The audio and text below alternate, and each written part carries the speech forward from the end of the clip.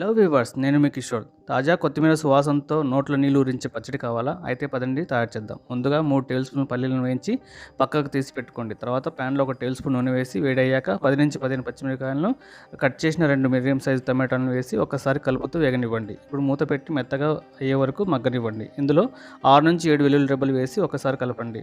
ఇప్పుడు కొద్దిగా చింతపండును వేసి ఒకసారి కలపండి. ఈ మిశ్రమాన్ని ఒక బౌల్లోకి సర్వ్ చేసుకోండి.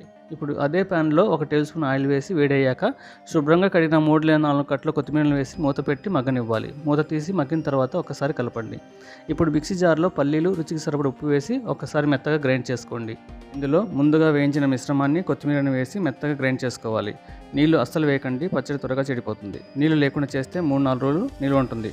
తర్వాత ప్యాన్లో 2 టేబుల్ స్పూన్ల ఆయిల్ వేసి వేడయ్యాక పోపు గింజలు వేసి ఇందులో 2 ఎండుమిర్చి, కరివేపాకు వేసి కొంచెం ఇంగువ వేసుకోండి. పచ్చడి ఇంకా రుచి ఉంటుంది. ఇందులో గ్రైండ్ చేసిన కొత్తిమీర పచ్చడిని వేసి ఒకసారి కలుపుతూ వేగనివ్వాలి. అంతే, ఎంతో రుచికరమైన కొత్తిమీర పచ్చడి రెడీ.